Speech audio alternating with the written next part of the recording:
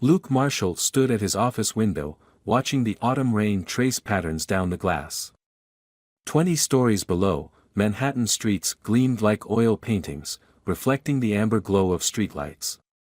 His corner office at Marshall and Associates spoke of 2 decades of legal victories, mahogany furniture, leather-bound law books, and framed newspaper headlines chronicling his most celebrated cases. The phone call from his sister Jessica had shattered his carefully ordered world just hours ago. Her voice, usually confident and warm, had been barely above a whisper. "Luke, I need your help. I'm leaving Paul." The words still echoed in his mind as he turned away from the window, his reflection catching in the polished surface of his desk. At 45, Luke's dark hair was graying at the temples, and fine lines had begun to appear around his eyes, badges of honor from countless late nights poring over case files. "Mr. Marshall." His assistant's voice crackled through the intercom. "Your sister is here." Luke straightened his tie, a nervous habit from his early courtroom days. "Send her in, Carol." When Jessica entered, Luke barely recognized her. His vibrant, outspoken sister looked diminished somehow, like a watercolor left out in the rain. She wore oversized sunglasses despite the cloudy day, and her normally impeccable clothes hung loosely on her frame. "Jess." He moved around the desk, but she flinched when he reached for her. The gesture was subtle, instinctive, and it told Luke everything he needed to know. "Let's sit down," he said softly, directing her to the leather sofa by the window. "Tell me what's happening." Jessica's hands trembled as she removed her sunglasses. The bruise around her left eye was expertly concealed with makeup, but Luke had spent years reading witnesses on the stand. He saw what others were trained to miss. "Paul." Jessica's voice caught. "He's not who you think he is, Luke. Not who any of us thought." She pulled a manila envelope from her bag and placed it on the coffee table between them. "I've been documenting everything. The threats, the incidents. I need the best lawyer I can get, and that's you." Luke's mind raced. Paul Thompson had been more than his sister's husband of 15 years, he'd been Luke's friend since law school. They'd clerked together, celebrated passing the bar together. Paul had been best man at Luke's wedding, had held Luke's hand through his divorce 5 years ago. "Have you gone to the police?" Luke asked, his professional mask slipping into place even as his personal world tilted on its axis. Jessica shook her head. "He's too well connected. The responding officers at the Thompson residence always seemed to know him from his charity work with the police foundation." Her laugh was bitter. "Funny how writing big checks buys you friends in uniform." Luke opened the envelope, and his legal training warred with his rising fury as he reviewed the contents. Hospital visits documented as accidents. Photos dated and time-stamped. Bank statements showing systematic financial control. A pattern emerged, clear as evidence in court. "I'll take the case," Luke said, his voice tight with controlled rage. "But Jess, you need to tell me everything. No surprises in court. Paul's going to hire the best defense team in the city." "Actually," Jessica said, "he's already called. He's representing himself." She met Luke's eyes. "And he wants to meet with you. Tonight." Luke's phone buzzed, a text from Paul himself, "Drinks at Morton's. For old time's sake. We need to talk about Jessica." The familiar name on his screen felt like a mockery now. Luke looked at his sister, saw the fear beneath her carefully composed expression, and made his decision. "I'll meet him. We need to know what we're up against." "Be careful," Jessica whispered. "He has a way of making you doubt everything you think you know." As Luke watched his sister leave, he felt the weight of competing loyalties settling onto his shoulders. In the gathering darkness of his office, he pulled up Paul's contact information, a number he'd called countless times over the years for advice, celebration, commiseration. His finger hovered over the delete button. The rain intensified outside, drumming against the windows like angry fists. Luke picked up his phone and typed a response to Paul Morton's. 8 p.m. He had built his career on finding truth in the maze of human contradiction. But as he gathered his coat and briefcase, Luke wondered if some truths were better left undiscovered. Behind him, the city lights flickered like distant warnings through the storm. Morton's was quiet for a Thursday night, the dim lighting casting long shadows across the polished mahogany bar. Luke arrived early, choosing a corner booth where he could watch the door. The familiar space felt different now, tainted by the weight of Jessica's revelations. How many times had he and Paul celebrated cases here? How many confidences had they shared over aged scotch and overpriced steaks? The bartender nodded in recognition. They were regulars, after all. The usual, Mr. Marshall. Luke shook his head. Just water tonight, Mike. Need to keep clear. The bartender's raised eyebrow spoke volumes about the departure from routine.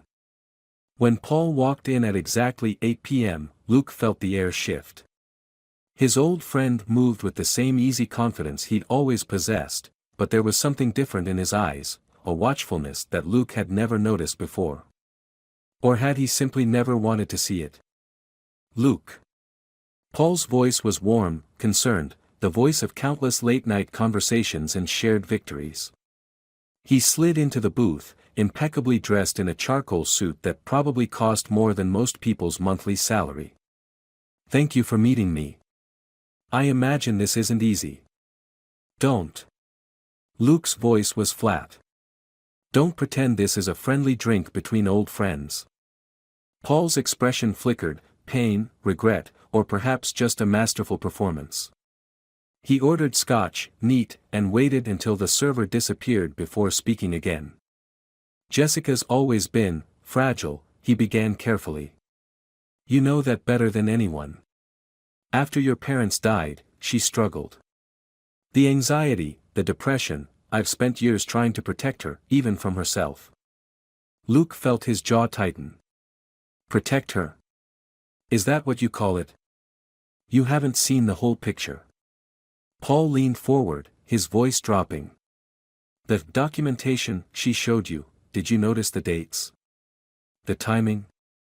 Every incident coincides perfectly with major business acquisitions, contract negotiations. She's brilliant, Luke. Always has been. But she's using you, using our friendship to orchestrate her endgame. He pulled out his phone, sliding it across the table.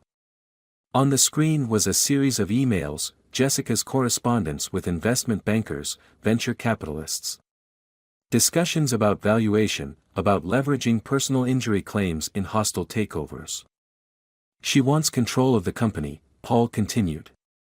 These accusations, they're her insurance policy. If I fight the divorce terms, she goes public. 15 years of charitable work, community service, all destroyed by a whisper campaign. She knows exactly what she's doing. Luke studied his friend's face, searching for the monster Jessica had described. Instead, he saw genuine pain, genuine fear. Or perhaps just the performance of a lifetime from a man who'd fooled them all for years. Why are you telling me this? Luke asked finally. Because you're not just her lawyer, you're my friend. Because I need you to understand what's really happening here. Jessica needs help, Luke. Real help, not enablement. This vendetta, it's destroying her as much as it's destroying me.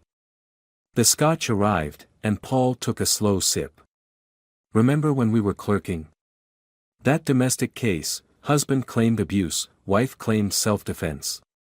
You spent weeks digging until you found the truth. Both stories were true, from their perspectives. The reality was messier, more complicated than either side wanted to admit. Luke remembered. It was the case that had first taught him that truth in family law was rarely black and white. But this was different. This was his sister. I have the photos, Paul. The hospital records. Context, Luke. You've seen her episodes. The self-harm incidents after your parents' death. I've spent 15 years trying to protect her from herself, and now she's using that very protection as a weapon. Paul's phone buzzed, a text message from Jessica. Luke caught a glimpse of the preview. I know you're with him. Remember our agreement. Something cold settled in Luke's stomach. Paul noticed his expression and smiled sadly. Ask her about the Peterson account. Ask her what really happened the night I supposedly pushed her. Ask her about the insurance policies. What insurance policies? The ones she took out in my name. $3 million in coverage. Effective immediately upon death or permanent disability. Paul stood, placing $100 bill on the table. I still love her, Luke. But I'm also afraid of her. Maybe it's time you were too. He paused, adjusting his cufflinks, a nervous tell Luke had noticed in court over the years. Whatever you decide, I understand. Family comes first. But ask yourself this, if Jessica's telling the truth, why am I meeting you openly? Why would I give you ammunition to use against me? As Paul walked away, Luke sat in the darkened booth, staring at his untouched water. His phone buzzed, another message from Jessica. Did he tell you his version? He's good at that. Coming over now. There's more you need to know. Luke closed his eyes, remembering Jessica's flinch in his office, the careful makeup over her bruises. Then he remembered her voice, cold and calculating, in the Peterson case recordings Paul had mentioned. Both stories couldn't be true. Or maybe, terrifyingly, they both were. The truth was out there, hidden in the shadows between victim and villain, between love and manipulation, between justice and revenge.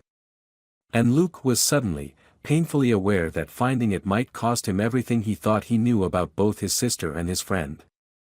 His phone buzzed again. Jessica, don't believe him. I have proof. Real proof this time.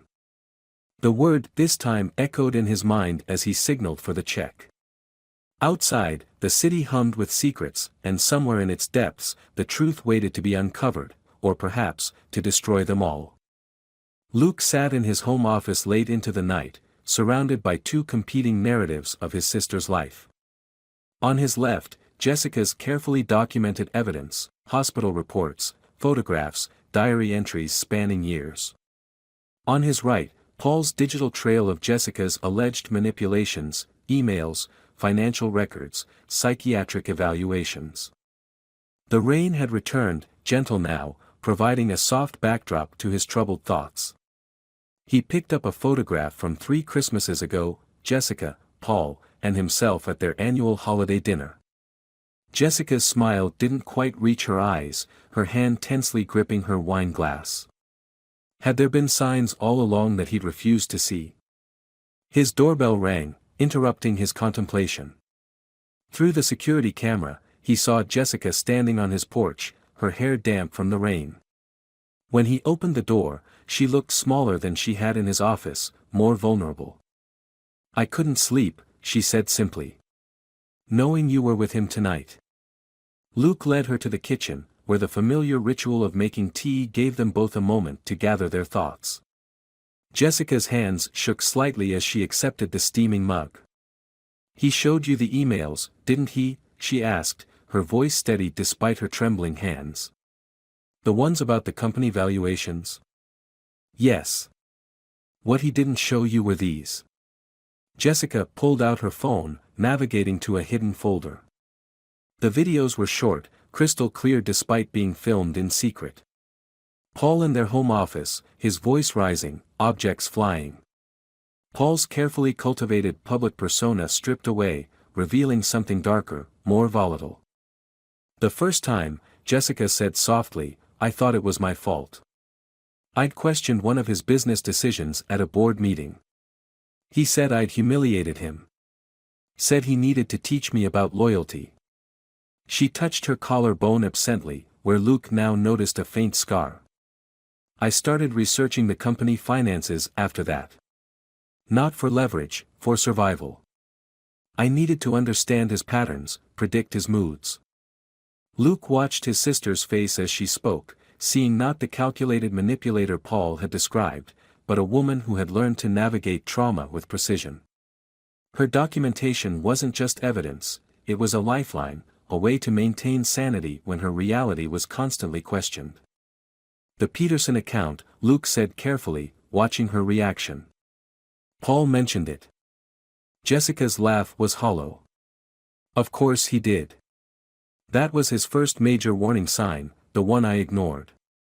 Karen Peterson came to me privately, said Paul had threatened her family if she didn't sell her shares at a fraction of their worth. I did nothing, convinced myself she was lying. 6 months later, her husband had a car accident. They sold the shares the next day. She pulled out another file, this one containing police reports, insurance claims, a pattern of convenient accidents and sudden business acquisitions. I started connecting the dots too late. By then, I was already trapped in his web of relationships, his carefully constructed image of me as the unstable one. The insurance policies in his name. Self-defense, Jessica whispered. If something happens to me, I needed evidence that couldn't be buried. The policies make him the obvious suspect. It's protection, not preparation for murder. Luke studied his sister, really studied her, for the first time in years. He saw the weight of secrets in the lines around her eyes, the strength of survival in her straight spine, the calculated precision born of years walking on eggshells. There's something else, she said, pulling out a final envelope. Something I haven't shown anyone. Inside were medical records, but not the ones he'd seen before. These were from a private clinic, dated 3 years ago. I was pregnant, Jessica said, her voice breaking for the first time. He found out. Said he wouldn't allow his child to be raised by someone as unstable as me. The next day, I fell down the stairs. Luke felt the world tilt on its axis. He remembered that call, Paul's frantic voice, the rush to the hospital. He'd sat with Paul in the waiting room, comforting his friend over the loss of their child. The performance now seemed obscene in its cruelty. His phone buzzed. Paul again. Hope you're thinking clearly about what I said. Jessica's always been good at playing victim. Remember the Morton incident in law school? Ask her about that. Luke looked at his sister, seeing the complex layers of her survival, the careful documentation, the strategic planning, the years of calculated resistance. She wasn't just a victim, she was a warrior in an invisible war. I need you to tell me everything, he said finally. Every detail, every incident, every piece of evidence, real or circumstantial. If we're doing this, we're doing it right. Jessica's eyes filled with tears. There's more, she said. So much more. But Luke, are you sure? Once you know everything, there's no going back. Your friendship with Paul, your professional reputation, this could cost you everything. Outside, the rain had stopped, leaving behind a city washed clean. But as Luke prepared to hear his sister's full story, he knew some stains couldn't be washed away, they could only be brought into the light, examined, and finally understood for what they truly were. The night stretched ahead of them, full of painful truths and careful revelations. And somewhere across the city, Paul Thompson sat in his empty house, playing his own games of strategy and survival, unaware that his carefully constructed world was about to unravel, one devastating truth at a time. The early morning light filtered through the blinds of Luke's office as he reviewed his notes from a sleepless night of investigation. Jessica's revelations had opened a door he couldn't close, leading him down a path that revealed Paul Thompson's carefully constructed facade for what it was, a masterwork of manipulation and control. Sarah Chen, Paul's former legal assistant, sat across from Luke now, her hands wrapped around a coffee cup that had long gone cold. It had taken considerable effort to find her, she'd left the firm 5 years ago, changing her name and moving to Boston. When Luke finally reached her, her first words were, "I wondered when someone would finally ask." "Take your time," Luke said gently, recognizing the familiar signs of trauma in her hesitant speech and carefully controlled movements. "Whatever you're comfortable sharing." Sarah's voice was soft but steady. Paul was different back then. Charming. He made you feel special, like you were the only person who truly understood him. Until you didn't. She paused, gathering strength. The day I found Jessica's medical records in his files, I knew I had to make a choice. I copied everything I could, but I was too afraid to come forward. The way he could twist things, make you doubt your own reality. Luke thought of Jessica's words from the night before. The hardest part isn't the physical pain, it's the way he makes you question everything you think you know about yourself. Sarah pulled out a thumb drive. I've kept these all these years. Maybe I was waiting for this moment, for someone to finally see through him. The drive contained emails, voice recordings, surveillance footage, a carefully preserved archive of Paul's hidden nature. One video showed Paul in his office, his voice eerily calm as he explained to a terrified client how easily accidents could happen to uncooperative people. Another contained an audio recording of him methodically gaslighting Jessica about events Luke remembered personally attending, weaving truth and lies so skillfully that even Luke found himself questioning his own memories. The Morton incident, Sarah said, addressing Luke's unspoken question. Jessica wasn't the unstable one. Paul orchestrated the whole thing, planted evidence, manipulated witnesses. It was a test run, seeing how far he could push the narrative of her mental instability before anyone would question it. Luke's phone buzzed, another message from Paul, "Hope you're making the right choice, brother. Family's complicated, but truth is truth." The words felt like poison now, each seemingly sincere sentiment masking layers of threat and manipulation. As Sarah shared more details, a pattern emerged, not just of abuse, but of systematic destruction. Paul didn't just hurt people, he dismantled them piece by piece, using their own strengths against them, turning their support systems into weapons.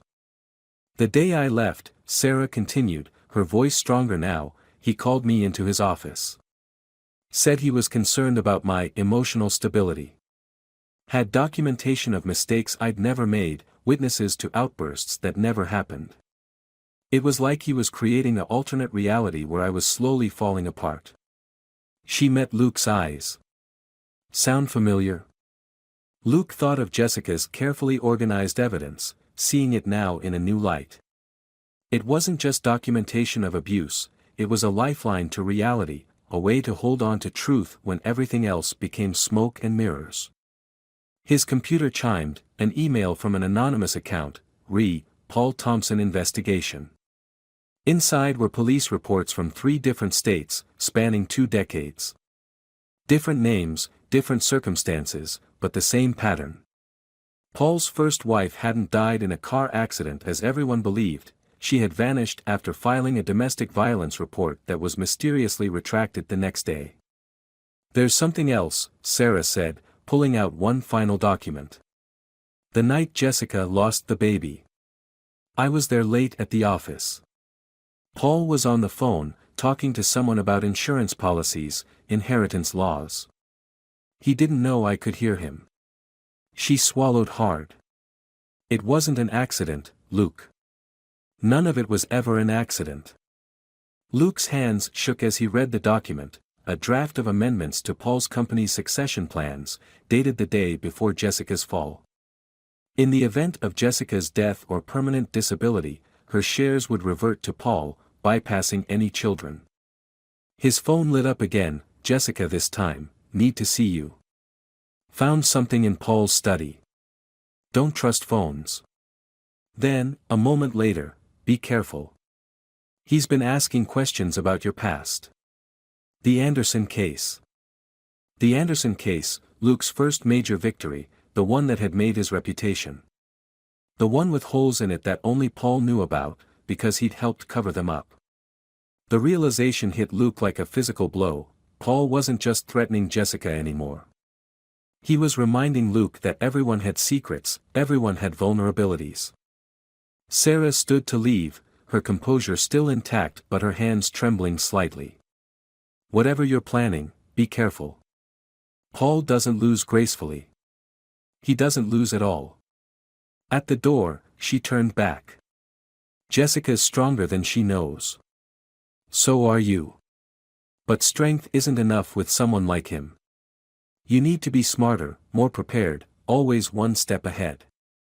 As Sarah's words hung in the air, Luke looked at the evidence spread across his desk, a mosaic of pain, survival, and carefully documented truth. The lawyer in him saw a case building, piece by devastating piece. The brother in him saw something else, a chance to right years of wrongs, to finally be the protector he should have been all along. His computer chimed again, another anonymous email, this one containing a single video file. The thumbnail showed Paul's office, date stamped the night before. Luke's finger hovered over the play button, knowing that whatever was in that video would change everything. Outside his office, the city was coming alive with morning light, unaware of the dark truths being unveiled in its midst. Luke took a deep breath and clicked play, prepared to face whatever new horror awaited, knowing that each revelation brought them one step closer to justice, and one step closer to danger. The video from Paul's office changed everything. Luke watched it for the fourth time in his dimly lit study, each viewing revealing new layers of his former friend's calculated cruelty. Paul's face filled the screen, his expression almost gentle as he explained to his business partner how they would handle Jessica's accusations. The casual way he discussed destroying his wife's credibility sent chills down Luke's spine. It's always been a game of patience, Paul said in the recording. You plant the seeds early, a missed appointment here, an emotional outburst there. Build a pattern that others will recognize later when you need them to. Jessica's brother is smart, but his weakness is his faith in people. He'll want to believe the best, right until the moment it's too late. The late afternoon sun cast long shadows across Luke's desk as he organized the evidence into categories: financial records, medical documentation, witness statements. Each piece told part of a larger story of systematic abuse hidden behind a veneer of respectability.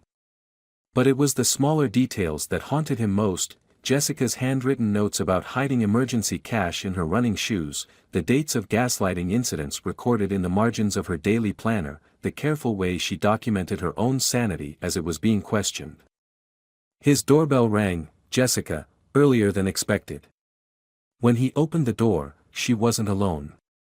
Karen Peterson stood beside her, the woman's presence answering questions Luke hadn't even known to ask.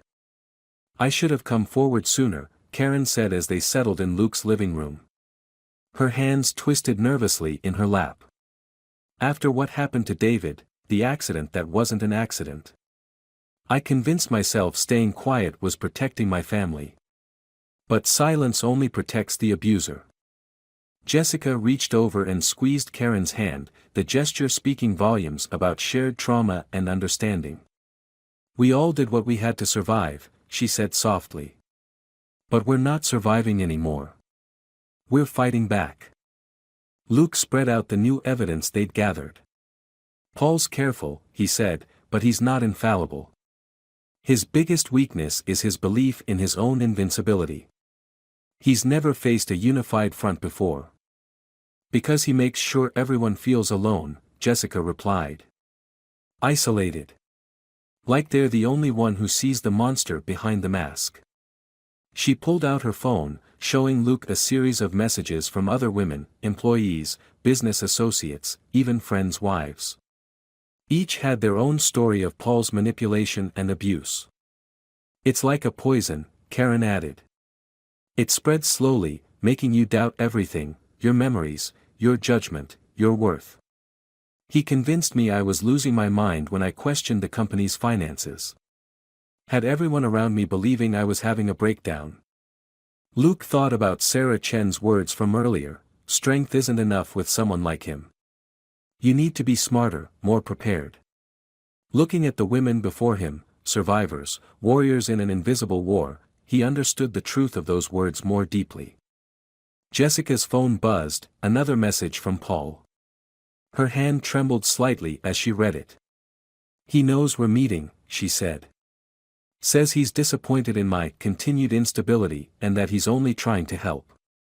She laughed, but there were tears in her eyes. That's how it always starts, his help that feels like drowning. Show him, Karen urged gently. When Jessica hesitated, Karen continued, "The recording from last week. Luke needs to understand what we're really dealing with." Jessica pulled up an audio file on her phone. Paul's voice filled the room, smooth as aged whiskey. "You know what happens to people who try to destroy what I've built, Jessica. Ask Karen about her husband's accident. Ask Sarah Chen why she really left the firm. Or better yet, ask your brother about the Anderson case. Such a shame if his role in that cover-up came to light now." Luke felt his blood run cold. The Anderson case, his first major victory, built on evidence that Paul had helped him obscure. A young man's life had been ruined, but Luke had convinced himself it was for the greater good. Paul had been there every step of the way, guiding, suggesting, manipulating. "He's been playing us all for years," Luke realized aloud. Every favor, every secret shared, every moment of supposed friendship, it was all ammunition he was storing for later use. "That's his pattern," Karen said. "He creates debts, dependencies, shared secrets. Then when you try to break free." She trailed off, her hand unconsciously touching the locket that held a photo of her late husband. Jessica stood, moving to the window. The city stretched out below, oblivious to the battle being waged in quiet rooms and whispered conversations. "I'm not running anymore," she said. "We have enough now, the evidence, the witnesses, the pattern of behavior." "But Luke." She turned to face her brother. "This will get ugly. He'll try to destroy you too." Luke joined his sister at the window, seeing their reflection overlaid against the darkening sky. "Let him try," he said softly. "Some things are worth losing everything for." His phone lit up. "Paul again, final chance, old friend. Tomorrow at 9 a.m., I'm filing some interesting documents with the Bar Association. Your choice how this plays out." Jessica read the message over his shoulder, her face hardening with resolve. "He's never faced opponents who weren't afraid of him," she said. "Maybe it's time he learned how that feels." As night fell over the city, the three of them began to plan. Not just a legal strategy, but a reckoning, a way to bring truth to light so bright that no amount of manipulation could dim it. Their voices mixed with the gathering darkness, weaving together stories of survival, strength, and the unshakable bonds of those who refuse to be broken. Tomorrow would bring its own battles, but tonight they were no longer victims or survivors. They were warriors, preparing for a war that had been years in the making, armed with the most powerful weapon of all, the truth they had protected, preserved, and would finally bring to light. The morning of the hearing dawned clear and bright, the kind of autumn day that made Manhattan's steel and glass towers gleam like beacons. Luke stood at the courthouse steps, watching Jessica emerge from the car, her head held high. Gone was the haunted woman who had first appeared in his office, replaced by someone who carried her truth like armor. Karen Peterson and Sarah Chen flanked her, a silent honor guard of survivors. Behind them came others, faces Luke recognized from the evidence files, women who had found their voices in the whisper network that had grown into a chorus. Each carried a manila envelope containing their piece of the larger story. "Ready?" Luke asked softly as Jessica reached him. She smoothed her blazer, a gesture he recognized from childhood, their mother's way of gathering courage. "I've been ready for 15 years, she replied. "I just didn't know it until now." Inside, Paul waited with his legal team, his composed expression flickering only slightly at the sight of the women filing into the courtroom. Luke caught the micro-expression, a tightening around the eyes, a brief clench of the jaw. For the first time, Paul Thompson was facing an enemy he couldn't charm or intimidate into silence. The hearing began with formal introductions, but Luke had barely risen to speak when Paul's lead counsel stood. "Your Honor, before we proceed, we have evidence of serious ethical violations by opposing counsel." He held up a thick folder. "Mr. Marshall's involvement in the Anderson case." "Actually," Luke interrupted smoothly, "I'd like to address that." He pulled out his own file. I've already submitted a full disclosure to the Bar Association regarding my role in the Anderson case, including a signed confession and acceptance of any consequences. I've also reached out to Michael Anderson personally to help rectify the damage done. Paul's mask slipped for a moment, genuine surprise showing through. Luke continued, but more relevantly, I have here documented evidence of Mr. Thompson's systematic pattern of using legal proceedings as weapons of control and intimidation. One by one, the women rose to speak. Karen Peterson detailed the financial manipulation and threats that had preceded her husband's death. Sarah Chen presented her carefully preserved records of Paul's psychological warfare. Each testimony built upon the last, creating a portrait not of isolated incidents but of a calculated campaign of abuse hidden behind a veneer of respectability. Then Jessica stood. Her voice, clear and steady, filled the courtroom as she began to speak. Not just about the physical abuse, though she spoke of that too, but about the deeper violence of having one's reality constantly questioned, of watching someone systematically dismantle every support system and source of strength. The worst part wasn't the pain, she said, her eyes fixed on Paul. It was the way you made me doubt my own mind, my own worth. You turned my brother against me, made me believe I was crazy for seeing what was right in front of me. But here's what you never understood, every time you tried to break me, you taught me how to be stronger. Luke watched Paul during his sister's testimony, seeing the subtle shifts in his expression as his carefully constructed world began to crumble. The charm fell away piece by piece, revealing glimpses of the rage beneath. When Paul finally spoke, his voice held an edge that Luke recognized from the recordings, the real Paul, emerging at last. You think this changes anything? Paul's voice was soft, dangerous. You think a few tearful stories from unstable women will undo everything I've built? I own half the judges in this city. I have evidence of Luke's corruption that goes far beyond Anderson. I have. Actually, Luke interrupted, you don't. He nodded to the bailiff, who brought forward a laptop. This was recovered from your office safe last night, with a proper warrant. Everything's here, the blackmail files, the doctored evidence, the recordings of your conversations about handling witnesses. You were right about one thing, Paul. I did learn from the Anderson case. I learned exactly how someone like you operates. The color drained from Paul's face as the first recording played, his own voice calmly discussing how to arrange accidents for uncooperative people. His lawyers shifted uncomfortably as email after email appeared on the screen, showing years of calculated manipulation and threats. But it was Jessica who delivered the final blow. She stood again, this time removing a small recorder from her blazer pocket. You taught me well, Paul. Document everything. Trust no one. Always have leverage. She pressed play, and Paul's voice filled the courtroom one last time, his confession about the staged accident that had taken their unborn child, recorded during their last conversation when he thought he still had control. The hearing lasted another 3 hours, but its outcome was never in doubt. When the judge finally spoke, her voice carried the weight of decades on the bench. The restraining order was granted, along with temporary control of all business assets pending a full investigation. But more importantly, she ordered a comprehensive review of every case Paul had ever touched, every life he had tried to destroy.